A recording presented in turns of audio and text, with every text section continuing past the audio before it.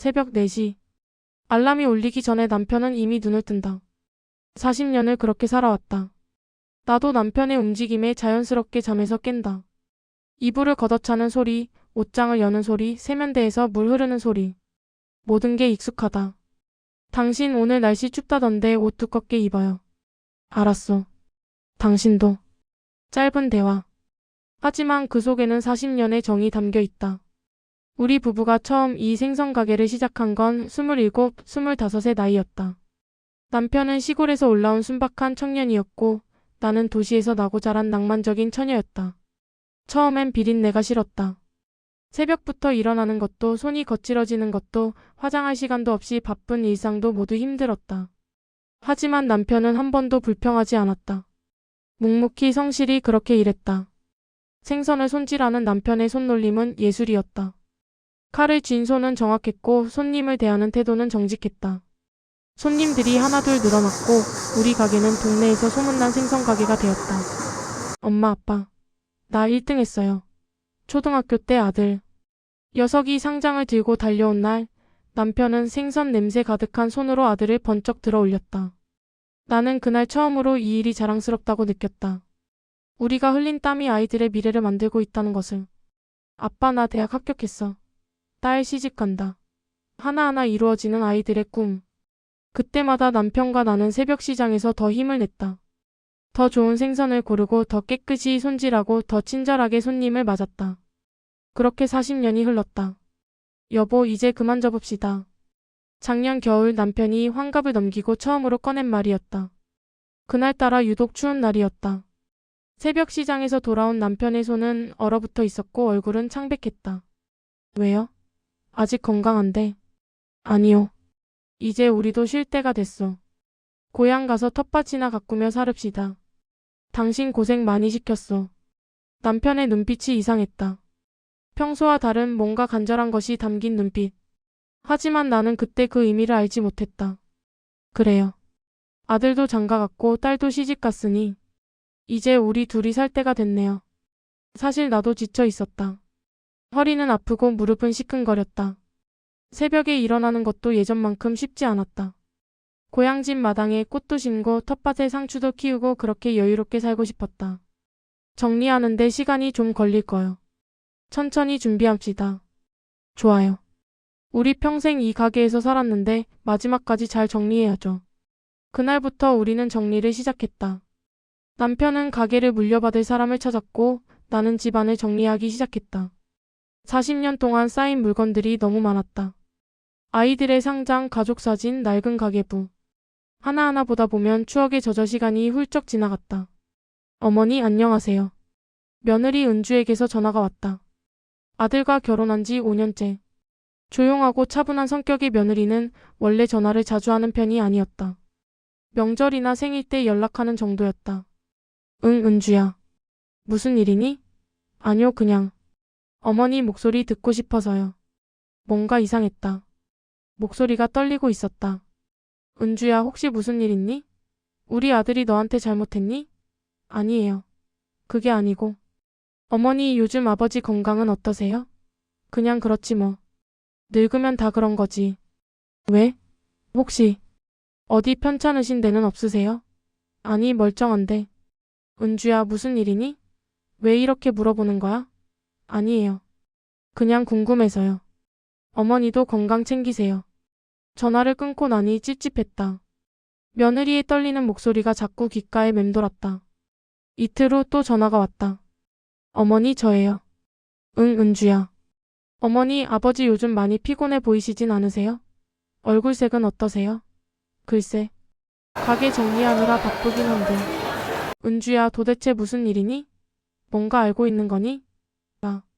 아니에요. 제가 너무 오버하는 것 같네요. 죄송해요, 어머니. 하지만 며느리의 목소리는 확신이 없었다. 뭔가 말하고 싶지만 말할 수 없는 그런 답답함이 느껴졌다. 나는 남편을 유심히 관찰하기 시작했다. 그런데 정말 이상했다. 요즘 남편은 자주 외출했다. 가게 정리 때문이라고 했지만 병원 갈 때 입는 깨끗한 옷을 입고 나갔다. 그리고 돌아올 때면 얼굴이 유독 창백했다. 당신 오늘 어디 갔다 왔어요? 가게 인수인계하러 갔다 왔어. 그런데 왜 얼굴이 그래요? 어디 아파요? 아니요. 그냥 피곤해서 그래요. 나이 들어서 그런가 봐요. 남편은 웃으며 대답했지만 그 웃음이 억지스러웠다. 뭔가 숨기고 있다는 느낌. 40년을 함께 산 아내의 직감은 틀리지 않는다. 일주일 후 아들이 갑자기 내려왔다. 주말도 아닌 목요일 오후 회사에 있어야 할 시간에 아들이 우리 집 앞에 서 있었다. 엄마. 아들의 표정이 심각했다. 평소 웃음 많은 아들의 얼굴에서 웃음기가 완전히 사라져 있었다. 왜? 무슨 일이야? 회사는? 엄마 아빠 어디 계세요? 가게 정리하러 나가셨는데. 왜? 무슨 일이야? 아들은 한참을 망설이다가 천천히 입을 열었다. 엄마 은주가. 은주가 며칠 전에 아빠를 봤대요. 그래? 어디서? 백화점 앞에서요. 그런데 아들이 말을 잇지 못했다. 나는 불길한 예감에 심장이 두근거리기 시작했다. 그런데 뭐가 어쨌다는 거야? 아빠가 병원으로 가시는 걸 봤대요. 병원? 어느 병원? 대학병원이요. 그것도. 아들의 목소리가 떨렸다. 암센터요. 세상이 멈춰버린 것 같았다. 귀가 먹먹하고 숨이 막혔다. 암센터? 우리 남편이 은주가 처음엔 잘못 본 줄 알았대요. 하지만 확실히 아버지였대요. 그래서 따라가 봤대요. 따라갔다고? 네. 정말 미안해요, 엄마. 하지만 은주도 너무 걱정돼서 아버지가 병원 건물로 들어가시는 걸 끝까지 확인했대요. 암센터 입구로 들어가시더래요. 나는 그 자리에 주저앉고 말았다. 다리에 힘이 풀렸다. 아들이 나를 부축했다. 엄마 괜찮으세요? 암센터라고. 우리 아빠가? 은주가 확실히 봤대요. 며칠을 고민하다가 저한테 말했어요. 엄마한테 말씀드려야 할지 말아야 할지 고민했는데. 잘했어. 잘했다. 은주한테 고맙다고 전해. 나는 떨리는 손으로 일어났다. 그리고 남편의 물건들을 뒤지기 시작했다. 서류 가방, 옷장, 책상. 평생을 함께 살면서 남편의 물건을 이렇게 뒤진 적은 처음이었다. 엄마 뭘 찾으세요? 뭔가 있을 거야. 진단서든 뭐든. 책상 서랍 깊숙한 곳, 오래된 가계부 밑에서 봉투를 발견했다. 하얀 봉투. 손이 너무 떨려서 제대로 열 수가 없었다. 아들이 내 손에서 봉투를 받아 열었다. 엄마. 아들의 얼굴이 새하얘졌다. 나는 아들 손에서 종이를 빼앗아 읽었다. 환자명 김영수. 진단명 위암 3기소견 종양이 주변 림프절로 전이. 수술 불가 판정. 항암 치료 권유. 날짜를 보니 6개월 전이었다. 6개월. 남편은 6개월 동안 이 사실을 혼자 품고 있었던 것이다. 나는 종이를 손에 쥔 채 그 자리에 얼어붙었다. 머릿속이 하얘지면서 동시에 지난 6개월이 빠르게 스쳐 지나갔다. 남편이 갑자기 고향 가자고 했던 것. 서둘러 가게를 정리하려 했던 것. 자주 피곤해했던 것. 식사를 예전만큼 하지 못했던 것. 밤에 혼자 거실에 앉아 있던 것. 모든 게 설명됐다. 엄마 울지 마세요. 언제부터 울고 있었는지 모르겠다. 눈물이 멈추지 않았다. 40년을 함께 산 남편. 새벽마다 일어나 묵묵히 일하던 남편. 아이들 학비 마련하려고 밤늦게까지 일하던 남편. 한 번도 힘들다는 말하지 않던 남편. 그 사람이 지금 혼자 암과 싸우고 있었다. 왜 말을 안 했을까? 아빠는 엄마 걱정시키고 싶지 않으셨나 봐요. 바보 같은 사람. 이럴 땐 걱정시켜야지. 나는 진단서를 꼭 쥐고 흐느꼈다. 아들이 내 등을 토닥였다. 그때 현관문이 열렸다. 남편이 돌아온 것이다. 왔소? 아들 왔니? 남편은 평소처럼 밝게 말했다. 하지만 그 얼굴을 자세히 보니 핏기가 없었다. 입술도 바짝 말라 있었다. 어떻게 이걸 지금까지 모르고 있었을까? 나는 손에 쥔 진단서를 남편에게 보여줬다. 남편의 얼굴에서 혈색이 더 빠졌다. 당신. 남편은 천천히 신발을 벗고 들어왔다. 그리고 소파에 털썩 앉았다. 미안하오. 그 한마디. 남편의 목소리가 떨렸다. 아들 잠깐 나가 있어라. 남편이 아들에게 말했다. 아들은 걱정스러운 눈으로 나를 보다가 밖으로 나갔다. 우리 부부는 한참을 말없이 앉아 있었다. 시계 소리만 째깍거렸다. 언제부터였어요? 내가 먼저 입을 열었다. 목소리가 떨렸지만 참았다. 작년 가을. 작년 가을이면 거의 1년이 다 되어 가네요. 그러게요. 왜 말을 안 했어요? 남편은 고개를 들어 나를 봤다. 그 눈에 눈물이 고여 있었다. 40년을 함께 살면서 남편이 우는 걸 본 적이 몇 번이나 될까? 아들이 태어났을 때, 딸이 시집갈 때, 그리고 오늘. 당신 걱정시키고 싶지 않았어. 그게 말이 돼요? 당신 혼자 이런 걸 감당하고 있었다는 게? 난 당신이 행복했으면 좋겠어. 평생 나 때문에 고생만 시켰는데 마지막까지 걱정시키고 싶지 않았어. 바보 같은 사람. 나는 남편의 손을 잡았다. 거칠고 굵은 손. 생선 비늘에 베인 상처들이 아직도 남아있는 손. 우리 40년을 같이 살았잖아요. 기쁠 때도 함께였고 힘들 때도 함께였잖아요. 그런데 이런 큰 일을 혼자 감당하려 했어요? 미안하오. 정말 미안하오. 남편의 어깨가 떨렸다. 나는 남편을 끌어안았다. 남편의 몸이 예전보다 훨씬 말라 있었다. 어떻게 이걸 몰랐을까? 어떻게 내가 이렇게 둔했을까? 병원에서 뭐래요? 수술은 못한대요. 이미 많이 퍼졌다고. 항암 치료를 하면 조금 더 시간을 벌 수 있다고 하더군요. 항암 치료는 하고 있어요? 아니요. 왜요? 돈이 많이 들더군요. 그것도 시간만 조금 버는 건데 그 돈으로 차라리 당신하고 고향 가서 편히 사는 게 낫겠다 싶었어. 나는 남편의 가슴을 쳤다. 힘없이 하지만 화가 나서. 당신이 돈보다 중요하지. 시간이 얼마든 상관없어요. 같이 있는 게 중요하지. 당신, 내일 당장 병원 가요. 항암 치료 시작하는 거예요. 알았죠? 남편이 고개를 끄덕였다. 그리고 나를 꼭 안았다. 고맙소. 정말 고맙소. 우리는 그렇게 한참을 안고 있었다. 40년 만에 처음으로 이렇게 오래. 다음 날 우리는 함께 병원에 갔다. 아들과 며느리도 함께였다. 담당 의사는 지금이라도 항암 치료를 시작하면 도움이 될 거라고 했다.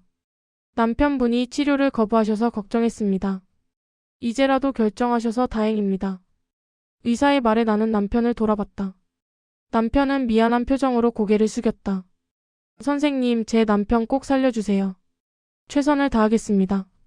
항암 치료는 힘들었다. 남편은 머리카락이 빠지고 구역질을 했고 밥을 먹지 못했다. 하지만 나는 남편 옆을 지켰다. 매일 병원에 가서 남편을 돌봤다. 가게는 결국 아들이 물려받기로 했다. 아들이 회사를 그만두고 내려온 것이다. 아빠가 평생 지켜온 가게잖아요. 제가 할게요. 며느리 은주도 함께 내려왔다. 은주는 새벽 시장에서 생선을 사오고 아들은 아버지에게 배운 대로 생선을 손질했다. 아빠 이렇게 하는 거 맞죠? 병상에 누운 남편이 웃으며 고개를 끄덕였다. 그래, 잘하고 있다. 칼질이 좀 더 정확해야 하는데 그건 연습하면 돼.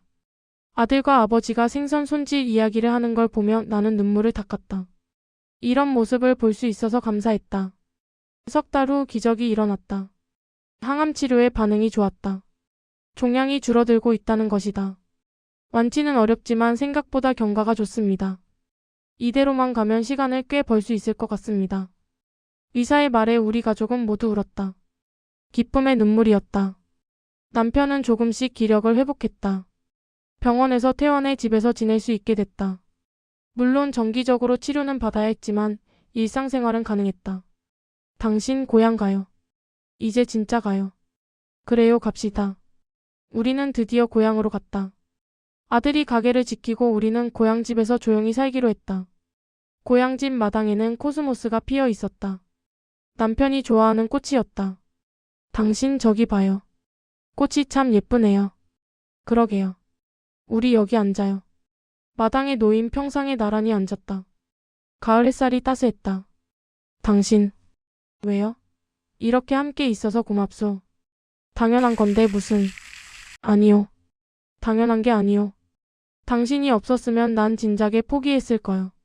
당신이 있어서, 당신이 내 옆에 있어 주어서 내가 버틸 수 있었어. 나는 남편의 손을 잡았다. 예전보다 더 마른 손이지만 여전히 따뜻한 손. 나도요. 당신이 있어서 내가 살아왔어요. 40년이 힘들지 않았던 건 당신이 옆에 있었기 때문이에요. 그날 저녁 아들이 전화를 했다. 아빠, 오늘 장사 정말 잘 됐어요. 단골 손님들이 아빠 안부를 많이 물어보시더라고요. 모두 빨리 나으시라고 하셨어요. 그래? 아들 고생 많다. 아니에요. 이제야 아빠가 얼마나 힘들게 일하셨는지 알겠어요. 정말 대단하세요. 전화를 끊고 남편이 말했다. 아들 녀석 다 컸네요. 그러게요. 우리도 이제 늙었나 봐요. 늙긴요. 아직 팔팔한데. 남편이 웃었다. 그 웃음이 진짜 같아서 나도 웃었다. 밤이 깊어갔다. 고향 하늘에는 별이 많았다. 서울에서는 볼 수 없던 별들. 당신 별 봐요. 정말 많네요. 저 별 중에 하나가 우리 별이면 좋겠어요. 우리 별? 네. 40년을 함께 걸어온 우리를 비춰주는 별. 남편이 내 어깨에 머리를 기댔다. 당신 내가 만약 그런 소리 하지 마요. 아니요. 들어보시오. 내가 만약 먼저 가더라도 당신은 건강하게 오래 사시오. 아들, 딸 옆에서 손주들 보면서 행복하게 사시오. 싫어요. 당신 없이는 못 살아요. 할 수 있어. 당신은 강한 사람이요. 나보다 훨씬 강하오. 아니에요. 나는 당신이 있어서 강했던 거예요. 우리는 밤새 이야기를 나눴다. 처음 만났을 때 이야기, 아이들이 어렸을 때 이야기, 가게에서 있었던 재미있는 일들. 40년의 추억을 하나하나 꺼내 놓았다. 그로부터 2년이 흘렀다. 남편은 여전히 내 옆에 있다. 항암 치료를 꾸준히 받으며 고향에서 조용히 살고 있다. 요즘 남편의 취미는 텃밭 가꾸기다. 상추, 고추, 토마토를 키운다. 생각보다 잘 자란다. 당신 이거 봐요. 토마토가 빨갛게 익었어요. 그러게요. 맛있겠네요. 함께 텃밭에서 딴 토마토를 씻어 먹는다. 햇빛을 받고 자란 토마토는 달고 맛있다.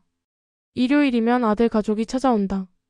손주들이 할아버지 할머니를 보러 온다. 할아버지, 할머니, 우리 손주들 왔구나. 남편은 손주들을 안아 올린다. 예전만큼 힘은 없지만 여전히 손주들을 기쁘게 해준다. 며느리 은주는 내게 조용히 말한다. 어머니 그때 말씀드리길 잘한 것 같아요. 그러게. 은주야 정말 고맙다. 아니에요. 가족인데요. 은주의 눈에 눈물이 맺힌다. 나는 며느리의 손을 꼭 잡는다. 어느 토요일 아침 남편이 갑자기 말했다. 당신 오늘 시장 좀 가볼까요? 시장이요? 어느 시장?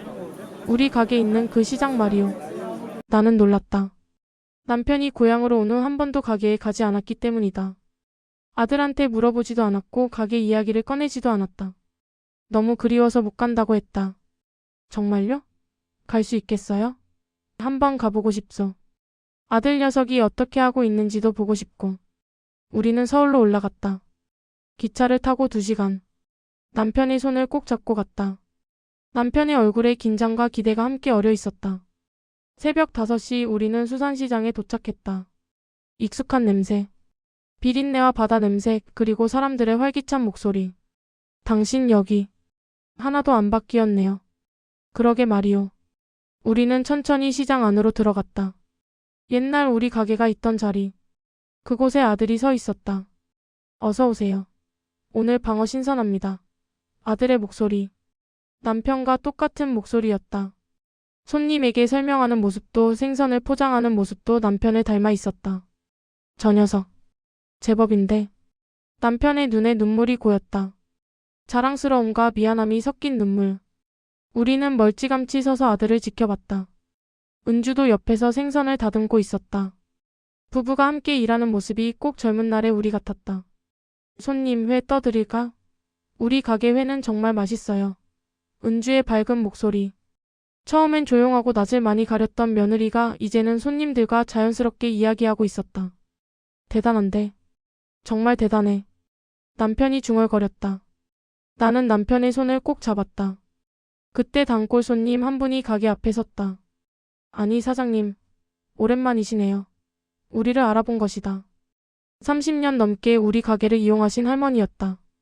어머 박 사장님, 안녕하십니까? 건강하세요? 그럼요. 그런데 사장님은 좀 어떠세요? 많이 야위셨는데. 괜찮습니다. 많이 좋아졌어요. 아들이 우리를 발견했다. 아빠, 엄마, 언제 오셨어요? 방금 왔다. 구경 좀 하려고. 들어오세요. 여기 앉으세요. 아들이 가게 안으로 우리를 안내했다. 은주도 반갑게 맞아줬다. 아버님, 어머님, 미리 말씀하시지 그러셨어요. 준비라도 했을 텐데. 괜찮다. 깜짝 방문이다. 우리는 가게 안쪽 의자에 앉아 아들 부부가 일하는 모습을 지켜봤다. 손님들이 끊임없이 들어왔다. 단골 손님들이 남편을 보고 반가워했다. 사장님 많이 좋아 보이시네요.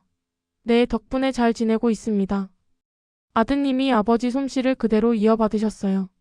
생선 손질 정말 깔끔해요. 남편의 얼굴에 미소가 번졌다. 자랑스러운 아버지의 미소.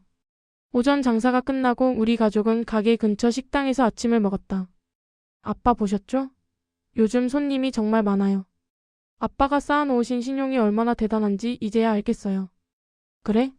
손님들이 아직도 와주시네. 당연하죠. 다들 아빠 이야기를 하세요. 정직하고 친절한 사장님이었다고. 남편이 숟가락을 들다 말고 눈물을 닦았다. 아빠 우시면 안 돼요. 아니다. 괜찮다. 그냥 고맙고 감사해서 그래. 은주가 조용히 말했다. 아버님, 저희가 아버님의 가게를 잘 지켜갈게요. 아버님이 40년 동안 쌓아온 그 정신을 이어갈게요. 고맙다, 은주야. 너한테도 정말 미안하고 고맙다. 아버님, 그때 제가 따라가서 정말 잘한 것 같아요. 처음엔 제가 너무 나섰나 걱정했는데. 아니다. 네가 아니었으면 난 끝까지 숨겼을 거다. 혼자 감당하려 했을 거야. 네가 우리 가족을 살렸다. 식사를 마치고 가게로 돌아갔다. 오후 장사 준비를 하는 아들을 도우며 남편이 말했다. 아들아, 생선은 신선도가 생명이다. 아무리 바빠도 상한 생선은 절대 팔지 마라. 알아요, 아빠. 그리고 손님한테 항상 정직해라. 거짓말로 장사하면 안 된다. 네, 아빠.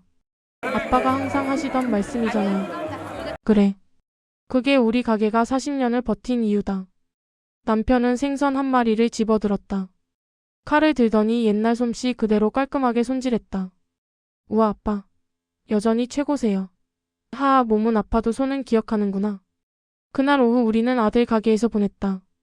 남편은 가끔 손님들과 이야기를 나누고 아들에게 조언을 해주었다. 나는 은주와 함께 가게 정리를 도왔다. 어머님, 제가 처음 이 일을 시작할 때 정말 막막했어요. 그랬겠지. 생선 이름도 몰랐고 손질하는 법도 몰랐어요. 하지만 남편이 하나하나 가르쳐 줬어요. 아버님이 자기한테 가르쳐 주신 것처럼요. 은주야, 고생 많다. 아니에요. 이제는 이 일이 좋아요. 손님들이 맛있게 드셨다고 할 때, 단골 손님들이 찾아와 주실 때 정말 뿌듯해요. 며느리의 손을 보니 거칠어져 있었다. 한때 곱던 손이 이제는 일하는 사람의 손이 되어 있었다. 은주야, 손 많이 거칠어졌네. 괜찮아요, 어머님. 이게 일하는 사람의 훈장이잖아요. 어머님 손처럼요. 은주가 내 손을 잡았다. 우리 둘의 거친 손이 포개졌다. 해가 질 무렵 남편이 아들을 불렀다. 아들아, 잠깐 나와라. 네, 아빠. 부자는 가게 뒤편으로 갔다. 나와 은주는 멀찌감치 서 그들을 지켜봤다. 아들아. 네, 아빠. 아빠가 내게 가게를 물려준 건 단순히 생계 때문이 아니다. 알아요. 이 가게는 우리 가족의 역사다. 네가 태어나고 자라고 공부하고 어른이 된 모든 가정이 이 가게에 있다. 네, 아빠. 아빠는 이 가게에서 정직하게 살았다. 힘들어도 손님을 속이지 않았고 바빠도 가족을 소홀히 하지 않으려 노력했다. 남편의 목소리가 떨렸다. 완벽하진 않았다. 너희들과 더 놀아주지 못한 것도 후회되고 엄마한테 더 잘해주지 못한 것도 미안하다. 아빠. 하지만 아빠는 이 일에 자부심이 있다. 사람들에게 신선한 식재료를 제공하는 것, 그게 우리 일이다. 단순해 보이지만 중요한 일이다. 네, 아빠. 저도 그렇게 생각해요. 그래서 내게 부탁한다. 이 가게를 지켜다오. 아빠가 지켜왔던 것처럼. 아들이 아버지를 껴안았다. 두 사람은 한참을 그렇게 서 있었다. 나는 눈물을 닦았다. 은주도 울고 있었다. 어머님, 우리 아버님 정말 대단하세요. 그래. 대단한 사람이지. 서울에서의 하루를 마치고 우리는 다시 고향으로 돌아갔다. 기차 안에서 남편이 말했다. 오늘 정말 좋았어. 나도요. 아들이 잘하고 있는 걸 보니 마음이 놓여요. 그게 다 당신 덕이요. 내가 뭘 했다고요. 당신이 나를 지켜줘서 아들이 있는 거 아니요. 당신이 없었으면 우리 가족도 없었어. 남편이 손을 잡았다. 기차 창밖으로 어둠이 흘러갔다. 당신, 왜요? 나는 행복했어. 힘들었지만 당신과 함께여서 행복했어. 나도요. 앞으로 얼마나 더 함께할 수 있을지 모르겠지만 그런 생각하지 마요. 우리 오래오래 함께 있을 거예요. 그래, 그래야지. 고향 집에 도착했을 때는 밤 10시였다. 마당에 달빛이 가득했다. 당신 마당 좀 걸어요. 좋아요. 우리는 손을 잡고 마당을 걸었다. 코스모스가 달빛을 받아 하얗게 빛났다. 예쁘네요. 당신만큼은 아니지만. 아이고, 이 사람이. 나이 들어서 오글거리게. 사실이잖소. 당신은 언제나 예뻤소. 우리는 평상에 앉아 하늘을 봤다. 별이 쏟아질 것처럼 많았다. 저 별들 중에 우리 별도 있을까요? 있겠지. 분명히. 찾아볼까요? 다 우리 별이요. 저기 보이는 별들이 모두. 남편이 하늘을 가리켰다. 우리가 함께 걸어온 길을 비춰준 별들이요. 힘들 때도 행복할 때도 항상 저기 있었소. 그러게요. 항상 저기 있었네요. 우리는 밤이 깊도록 별을 보며 앉아 있었다. 말은 없었지만 마음은 통했다. 그로부터 몇 달 후 남편의 상태가 또 좋아졌다. 의사도 놀랄 정도였다. 정말 신기합니다. 암이 거의 활동을 멈췄어요. 이대로만 유지하면 완치될 수도 있나요? 완치라는 표현은 조심스럽지만 충분히 관리하며 살 수 있습니다. 나는 남편의 손을 꼭 잡았다. 기적이었다. 정말 기적이었다. 선생님, 정말 감사합니다. 아닙니다. 환자분이 워낙 의지가 강하셔서 그래요. 그리고 의사가 우리를 보며 미소 지었다. 사랑하는 사람이 곁에 있다는 게 최고의 치료제입니다. 병원에서 나오며 남편이 말했다. 당신 때문이요. 당신이 내 약이요. 무슨 소리예요? 병원 치료 덕분이죠. 아니요. 당신이 옆에 있어서 내가 포기하지 않았어. 당신을 위해서라도 살아야겠다고 생각했어. 우리는 병원 앞 벤치에 앉았다. 따뜻한 봄 햇살이 내리쬐고 있었다. 당신, 우리 여행 갈까요? 여행이요? 네. 우리 평생 여행다운 여행 한 번 못 가봤잖아요. 그러게. 항상 일만 했지. 이제 가요. 가고 싶은데 다 가요. 남편이 웃었다. 오랜만에 보는 환한 웃음이었다. 좋소. 어디든 가봅시다.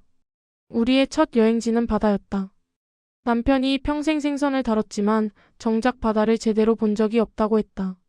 시장에서 보는 바다와 진짜 바다는 다르. 동해안의 작은 어촌 마을. 우리는 민박집에 짐을 풀었다. 어머니, 아버지. 오랜만이시네요. 민박집 주인이 우리를 반겼다. 알고 보니 옛날 우리 가게 단골 손님이었다. 어머, 박 사장님. 여기 사시나 봐요? 네. 저도 정년퇴직하고 고향에 내려와서 민박을 하고 있어요. 세상 참 좁죠? 그날 저녁 우리는 바닷가를 걸었다. 파도 소리가 크게 들렸다. 시원하네요. 그러게요. 이런 게 바다구나.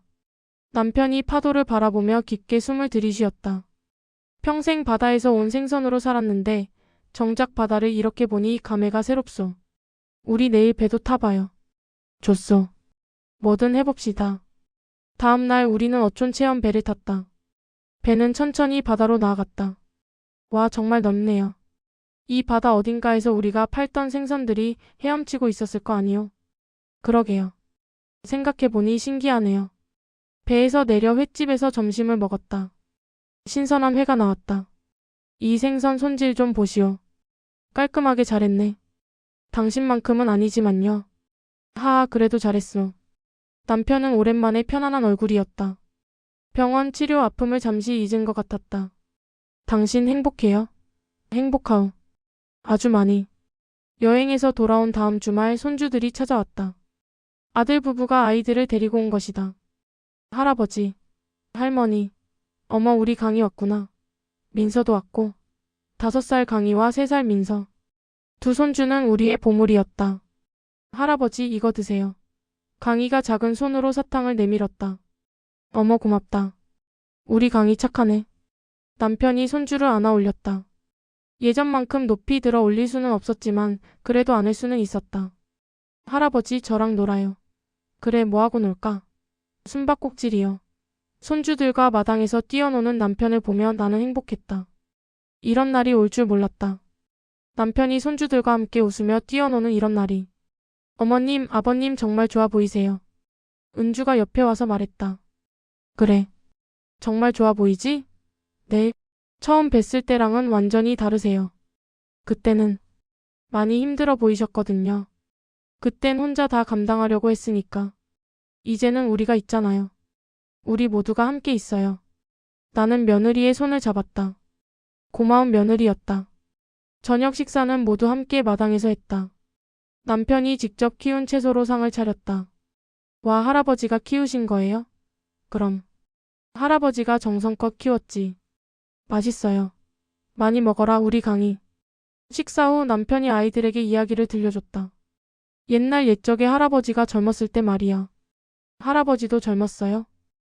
그럼. 할아버지도 젊었지. 그때 할아버지는 새벽마다 시장에 갔단다. 왜요? 맛있는 생선을 사오려고. 그 생선으로 사람들을 행복하게 해주려고. 강희가 눈을 반짝이며 들었다. 할아버지, 저도 커서 할아버지처럼 할래요. 그래? 우리 강희가? 네, 사람들을 행복하게 해주고 싶어요. 남편이 손주의 머리를 쓰다듬었다. 그 손길이 얼마나 다정한지. 강희는 이미 할아버지를 행복하게 해주고 있단다. 그날 밤 손주들이 잠든 후 우리 부부는 마루에 앉아 있었다. 당신 행복하죠? 행복하오. 이보다 더 행복할 순 없어. 손주들이 이렇게 크는 걸 볼 수 있어서 다행이에요. 그러게 말이오. 만약 그때 치료를 안 받았다면 생각하기도 싫어요. 그런 생각하지 마요. 남편이 내 어깨에 머리를 기댔다. 당신 덕분이요. 모두 당신 덕분이요. 봄이 가고 여름이 왔다. 남편의 건강은 계속 좋아졌다. 정기 검진에서도 좋은 결과가 나왔다. 정말 놀랍습니다. 암세포가 거의 비활성 상태예요. 의사의 말에 우리는 울었다. 기쁨의 눈물이었다. 여름에는 손주들이 여름방학을 맞아 일주일이나 묵어갔다. 남편은 아이들에게 텃밭 가꾸는 법을 가르쳐줬다. 강아, 이렇게 물을 줘야 해. 너무 많이 주면 안 돼. 네, 할아버지. 민서는 여기 풀 좀 뽑아주렴. 네. 아이들과 함께하는 남편의 얼굴은 항상 밝았다. 병이 있다는 게 믿기지 않을 만큼. 어머님, 아버님이 정말 많이 좋아지셨어요. 아들이 감사히 인사를 했다. 그래. 기적 같아. 엄마, 그때 포기하지 않으셔서 정말 다행이에요. 너희 아빠가 포기 안 한 거지. 나는 그냥 옆에 있었을 뿐이야. 아니에요. 엄마가 있어서 아빠가 버틴 거잖아요. 어느 날 저녁 우리 가족은 모두 모여 앉아 저녁을 먹었다. 아들 가족, 딸 가족까지 모두. 자, 모두 건배. 남편이 잔을 들었다. 우리도 모두 잔을 들었다. 우리 가족이 이렇게 건강하게 모일 수 있어서 감사합니다. 사랑합니다. 건배. 그날 밤 사진을 찍었다. 가족 사진. 우리 부부를 중심으로 아들, 딸 가족이 둘러쌌다. 하나, 둘, 셋. 김치. 사진 속 우리는 모두 웃고 있었다. 진심으로 행복한 얼굴들. 남편이 암 진단을 받고 3년이 지났다. 3년. 의사가 처음에 이야기했던 시간보다 훨씬 더 길었다. 환자분은 정말 특별한 케이스입니다. 의학적으로 설명하기 힘든 회복이에요. 그럼 이제 괜찮은 건가요? 완치라고 말하기는 어렵지만 현재 상태를 유지한다면 충분히 일반인처럼 살 수 있습니다. 우리는 병원을 나오며 손을 꼭 잡았다. 당신, 우리 해냈어요. 그러게요. 우리가 해냈어. 그 가을 아들의 가게가 방송에 나왔다. 3대째 이어온 생선가게라는 컨셉으로. 아버지께서 40년 동안 지켜온 정직과 신뢰를 저도 이어가고 있습니다. TV에서 아들이 말했다. 우리는 거실에서 그 장면을 봤다. 저희 아버지는 제게 이렇게 말씀하셨습니다. 생선은 신선도가 생명이고 장사는 정직이 생명이다라고요. 남편의 눈에 눈물이 고였다. 저 녀석. 잘 컸어요. 우리 아들. 방송 후 가게에 손님이 더 많아졌다고 했다. 아들은 더 바빠졌지만 행복해 보였다. 남편은 텔레비전을 끄지 않고 아들 부부가 일하는 장면을 계속 돌려보며 조용히 눈물을 훔쳤다. TV를 본 것은 딸 미영이도 마찬가지였다. 방송이 끝나자마자 전화가 걸려왔다. 수학이 넘어 딸의 목소리는 흐느낌으로 젖어 있었다. 엄마, 아빠. 오빠가 아빠 이야기할 때 저 정말 많이 울었어요. 이 바보 같은 것. 왜 울고 그러니? 남편은 헛기침을 했지만 목소리가 떨렸다. 아빠가 새벽에 일 나가실 때 옷에 배어있던 그 비린내. 어릴 땐 그게 참 싫었는데 이제야 알았어요. 그 냄새가 우리 등록금이었고 제가 이렇게 잘 살 수 있게 해준 아빠의 땀 냄새였다는 걸요. 딸은 말을 잇지 못하고 울음을 터뜨렸다. 아빠, 제가 시집갈 때 아빠가 너희 앞길에 꽃길만 펼쳐질 거다라고 하셨잖아요. 근데 그 꽃길은 아빠가 40년 동안 젖은 신발 신고 걸어온 그 정직한 길 덕분에 만들어진 거였어요. 고맙습니다, 아빠. 정말 고마워요. 제가 아빠의 자랑스러운 딸입니다. 남편은 아무 말 없이 전화를 건네받아 잠시 숨소리만 들려주다가 그래, 우리 딸. 잘 살아줘서 고맙다. 너희들이 잘 사는 게 아빠의 보람이다. 라고 힘겹게 대답했다. 다음 주말 아들 내외와 딸 가족까지 모두 고향집으로 내려왔다. 오랜만에 북적이는 마당에서 아이들은 남편이 가꾼 텃밭 주변을 뛰어놀았다. 저녁 식사 후 평상에 둘러앉은 가족들을 보며 남편이 말했다. 내 평생 생선만 팔았으니 남는 건 비린내뿐일 줄 알았는데 이렇게 토마토도 키우고 너희들이 와서 웃고 떠드는 걸 보니 내가 심은 건 생선이 아니라 행복이었구나 싶다. 아들이 고개를 끄덕였다. 아빠, 저희가 가게에서 아빠가 가르쳐 주신 대로 했어요. 상한 생선은 절대 팔지 않는다. 손님에게 정직해야 한다. 아빠가 쌓으신 신뢰라는 뿌리 덕분에 저희가 흔들림 없이 가게를 지켜갈 수 있어요. 며느리 은주도 조용히 거들었다. 아버님, 저희가 아버님과 어머님의 오직 한 끼를 이어받아 잘 가꾸겠습니다. 남편은 미소 지으며 아들과 며느리 그리고 딸의 손을 차례로 잡아주었다. 그의 거친 손이 닿을 때마다 아이들의 눈빛은 더 깊은 사랑으로 빛났다. 밤이 깊어지고 아이들과 손주들이 모두 잠든 후 우리 부부는 다시 마루에 앉았다. 마당에는 달빛과 별빛이 가득했다. 당신. 남편이 내 손을 잡으며 말했다. 그의 손은 여전히 거칠었지만 이제는 따뜻한 온기로 가득했다.